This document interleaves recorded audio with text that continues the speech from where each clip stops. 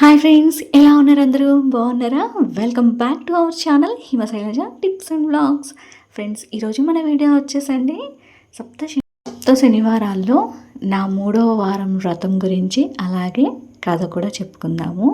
నా 3వ వారం వచ్చేసి జూన్ 20వ తారీఖు, అంటే లాస్ట్ సాటర్డే అనమాట.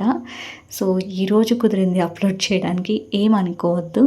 అండ్ అలాగే నా 4వ వారం వ్రతం కూడా సక్సెస్ఫుల్గా కంప్లీట్ అయింది. అస్సలు చేయగలనో లేదో అని డౌట్ ఉన్నింది. బట్ వెంకటేశ్వర స్వామి దయ వల్ల 4వ వారం కూడా నేను పూర్తి చేసుకున్నాను. నెక్స్ట్ వీడియో మనం 4వ వారం వీడియో అయితే అప్లోడ్ చేస్తాము. ఈ వీడియోలో 3వ వారము, అలాగే స్వామివారి కథల్లో మరొక కథ కూడా చెప్పుకుందాము. అందరికీ ముందుగా ఓం నమో వెంకటేశాయ. మీరు కూడా కామెంట్ సెక్షన్లో నమో వెంకటేశాయ అని కామెంట్ చేయండి. సో ఎప్పటిలాగానే 3వ వారం కూడా నేను ఎర్లీ మార్నింగ్ లేచి ఇల్లు వాకిలంతా శుభ్రం చేసుకున్నాను. నేనైతే 3 గంటలకు లేచానండి. అప్పటి నుంచి నాకు మొత్తం పూర్తయ్యేసరికి 8 అయిందన్నమాట. సో ఇక్కడైతే స్వామివారి యొక్క 7 శనివారాల వ్రత దీక్షలో మనం ఎంతో విజయవంతంగా 3వ వారంలోకి అయితే అడుగు పెట్టేశాము. వ్రతం గురించి సాక్షాత్తు భవిష్యోత్తర పురాణంలో చెప్పబడినట్లుగా ఇది కేవలం కోరికలు తీర్చే వ్రతం మాత్రమే కాదు, మనసుని ఆ పరమాత్ముని వైపు మళ్లించే ఒక గొప్ప ఆధ్యాత్మిక ప్రక్రియ అన్నమాట. 3వ వారం అనేది చాలా కీలకమైన సమయమే. ఎందుకంటే ముందు ఉన్న 2 వారాల్లో ఉన్నంత ఇంట్రెస్ట్ 3వ వారానికి వచ్చేసరికి తగ్గుతుంది అనే ఇదైతే ఉంటుంది. బట్ స్వామివారిని తలుచుకొని చేస్తే అలా ఏమీ ఉండదు. సో నేనైతే స్వామివారిని అసలు నిద్ర కూడా పట్టదండి. ఎలా అయిపోతాయో ఏమో 4 వారాలు అయితే నేను పూర్తి చేయగలిగాను. నిజంగా చెప్పాలంటే దేవుడు ఉన్నాడని నేను చాలా గట్టిగా నమ్ముతానండి. అలా అని చెప్పేసి దేవుడికి కోరికలు కోరేసేసుకొని నాకేదో జరిగిపోవాలనేది నేనేం పెద్దగా కోరుకోను. అండ్ ఒకవేళ నేను నిజంగా కానీ కోరుకున్నాను అంటే నా కోరిక ఖచ్చితంగా తీరుతుందని నా నమ్మకం అన్నమాట. సో అలా నాకు చాలా అనుభవాలు ఉన్నాయి. ఒక్కొక్కసారి నేను దేవుడిని పూజిస్తాను కానీ ఏమి కోరుకోను కూడా. అందరూ బాగుండాలి, అందులో మనం ఉండాలని వేసుకుంటా అంతే. బట్ వన్స్ ఒకసారి నేను కోరుకున్నాను అంటే అది ఖచ్చితంగా నెరవేరుతుంది. ఈసారి అయితే నా సప్త శనివారాల్లో నేను అనుకున్న కొన్ని అయితే ఉన్నాయి. అందులో 3 శనివారాలలోనే నాకు కొంచెం ఒక 2 పాజిటివ్ వైబ్స్ అయితే కనిపించాయి. అవి ఏంటో నేను మొత్తం నా 7 శనివారాల పూజ అంతా పూర్తి చేసుకొని స్వామివారి దర్శనం అయిపోయిన తర్వాత మీతో షేర్ చేసుకుంటాను. అప్పటి వరకు అయితే నా పూజా విధానం అంతా కూడా మీతో షేర్ చేసుకుంటాను.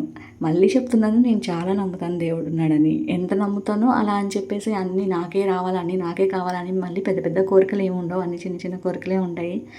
బట్ ఒక్కవేళ నేను మనసు పెట్టి స్వామి ఇది నా బాధ, ఇది నా కష్టం, ఇది నాకు ఇలా ఉంది, నాకు ఏదన్నా ఒక దారి చూపించు, నన్ను ఇలా ఉంచు అలా ఉంచు అని ఒకవేళ గుండె నిండా బాధపడ్డాను అంటే మాత్రం ఆ స్వామికి ఖచ్చితంగా నా బాధ అర్థమైపోతుంది. ఇదైతే నేను ఖచ్చితంగా నమ్ముతాను. సో ఆ నమ్మకంతోనే మీతో చెప్తున్నాను. అండ్ ఈ 7 శనివారం వ్రతంలో నేనైతే 3వ వారం చక్కగా పూర్తి చేసుకున్నాను. అండ్ ఇప్పుడైతే మనం పూజా విధానం గురించి చెప్పుకోవాలి. యథావిధిగా మీరు పటాలన్నీ శుభ్రం చేసుకొని, ఇల్లు వాకిలంతా శుభ్రం చేసుకొని, ఇక స్వామివారికి సంబంధించిన నైవేద్యాలు లైక్ చిమ్మిలి ఖచ్చితంగా పెట్టుకోండి. రిమైనింగ్ ఏ ప్రసాదమైనా పెట్టొచ్చు. ఆల్రెడీ నేను ముందు వీడియోస్లో అన్నీ క్లియర్గా చెప్పాను. కాకపోతే ఒక డౌట్ అడుగుతున్నారు, ఏంటి అంటే పూజ నూనె ఏది వాడాలి అనేసి అయితే అడుగుతున్నారు. మీరు పొద్దున వెలిగించే 7 ఒత్తుల దీపం ఏదైతే ఉందో ఆ 7 ఒత్తులు వెలిగించేదానికి నువ్వుల నూనె కంపల్సరీ ఉండాలి. చాలామంది తెలియక ఆవు నెయ్యి అనుకొని ఆవు నెయ్యి వాడతారు, కానీ కాదు, నువ్వుల నూనెనే యూస్ చేయాలి. సో ఇదొకటి గుర్తుపెట్టుకోండి. ఇంకా ఆ తర్వాత యథావిధిగా వెంకటేశ్వర స్వామి పటము అలంకరించుకొని, అలాగే విగ్రహ ఆరాధన చేసుకొని, అలాగే వినాయకునికి ముందుగా పూజ ఆచరించి అష్టోత్తరాలు చదివి నైవేద్యం సమర్పించి, తర్వాత స్వామివారిని అంటే వెంకటేశ్వర స్వామికి పూజ చేసుకొని, తర్వాత అమ్మవారికి అష్టోత్తరాలు అన్నీ చదువుకొని పూజ అంతా కూడా కంప్లీట్ అయినాక ఆ 7 ఒత్తులు ఏవైతే ఉంటాయో అవి వెలిగించుకొని, ఆ తర్వాత నైవేద్యం సమర్పించి హారతి ఇచ్చి, మీకు ఇష్టం ఉంటే కథలు చదువుకోండి, లేదా శ్లోకాలు పాడుకోండి. ఇలా ఇంకా మీరు ఎలా అయినా చేసుకోండి. మీరు ఎలా చేసుకున్నా భక్తితో చేసుకోండి. ఆ స్వామి ఖచ్చితంగా అనుగ్రహిస్తాడు. నేను చెప్తున్నాను, ఇది నేను ఎందుకు ఇంత గట్టిగా చెప్తున్నానంటే నాకైతే పాజిటివ్ వైబ్స్ చాలా వరకు వచ్చింది, ఇంకా కూడా వస్తాయని నాకు చాలా వరకు ఉంది. సో ఆ నమ్మకంతోనే చెప్తున్నాను. ఇంకా ఇప్పుడైతే కథలోకి వెళ్ళిపోదాము. ఇక ఈ వారం మనం చెప్పుకోవాల్సిన కథ ఏమిటి అంటే శ్రీనివాసుడి హుండీ మరియు కుబేరుని అప్పు వెనుక ఉన్న అంతరార్థం గురించి తెలుసుకుందాం. నిజానికి ఈ కథ చాలా పెద్దది.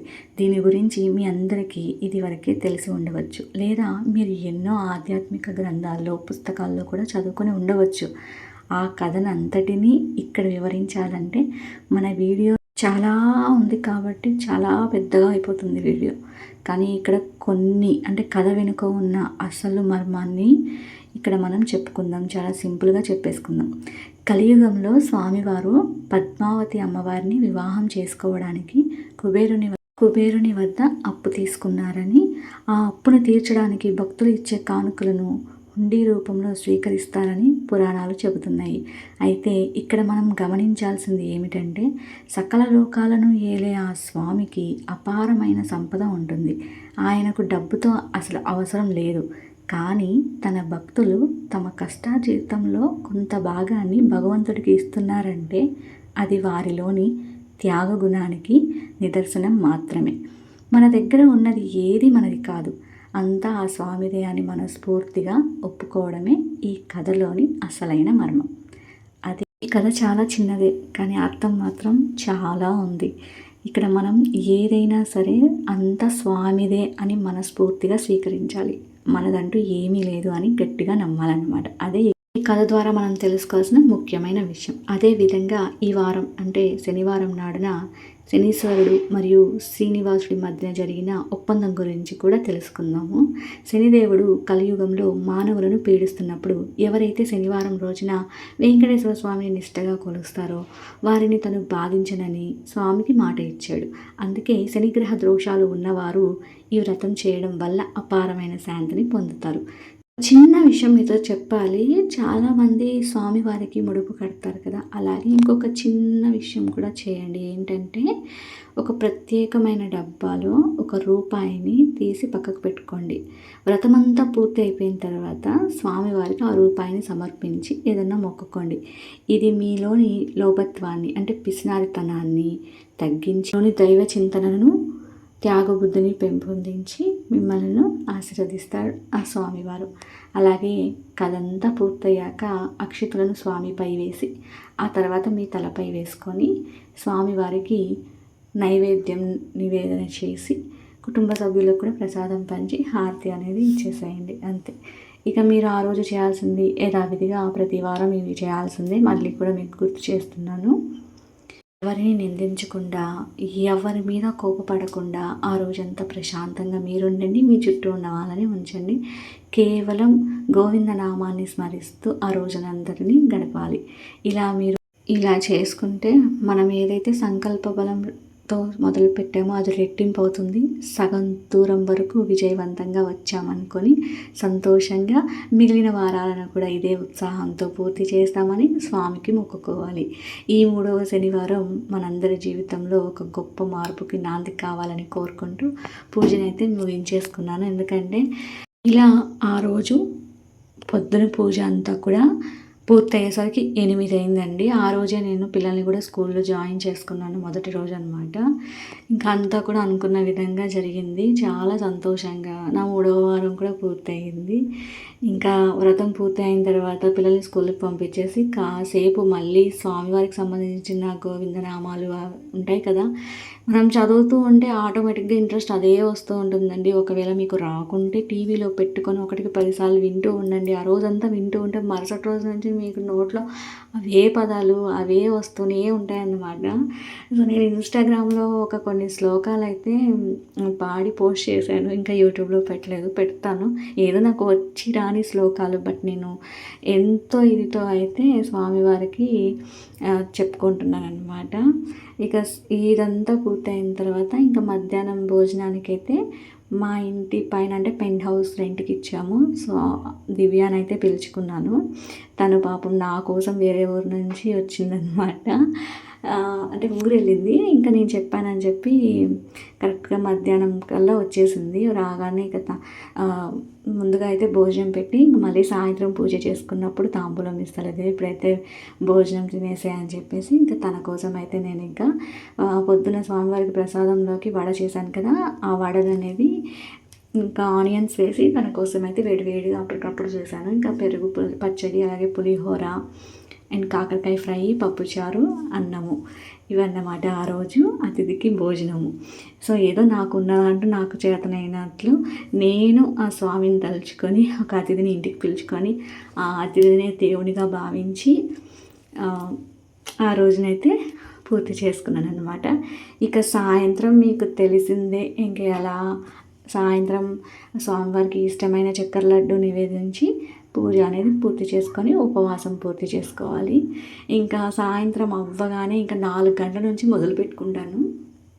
స్నానం చేసి తిరునామం పెట్టుకొని ముందుగా స్వామివారి ప్రసాదం కోసం ఇలా లడ్డు కోసం అని చెప్పేసి మీకు ఆల్రెడీ లడ్డు రెసిపీ షేర్ చేశాను. దీని ముందు వీడియో అదే అనమాట. ఎవరైనా చూడని వాళ్ళు ఉంటే చూడండి.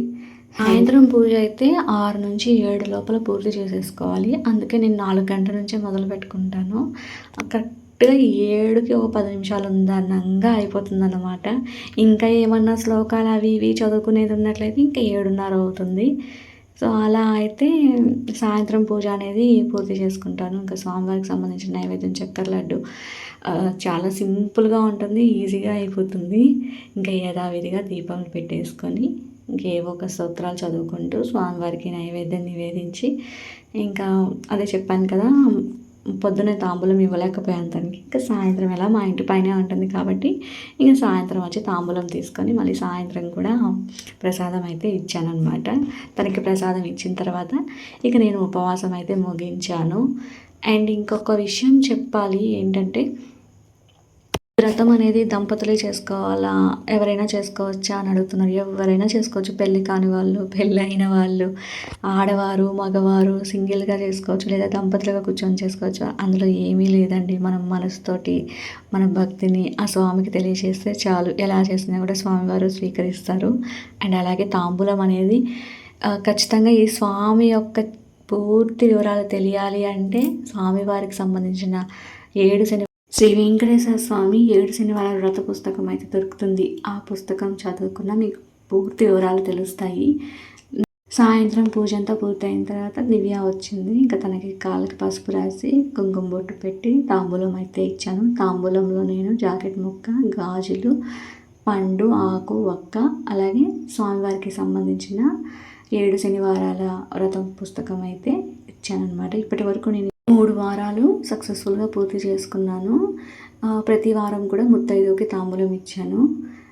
చేసుకునేవారు 7వ వారం ముత్తైదువులు పిలుచుకుంటారు. బట్ నేనేంటంటే పుస్తకంలో చదివి పుస్తకంలో ఎలా అయితే ఉందో అదే ఫాలో అయిపోయాను అనమాట. సో అందుకే మీతో నేను అదే షేర్ చేస్తున్నాను. అండ్ ఏమైనా తప్పులు ఉంటే క్షమించండి. అండ్ ఈ వీడియో మీ అందరికీ నచ్చింటే లైక్ చేయండి, అలాగే షేర్ చేయండి. కింద కామెంట్ సెక్షన్లో ఓం నమో వెంకటేశ అని కామెంట్ చేయండి. Bye friends, take care.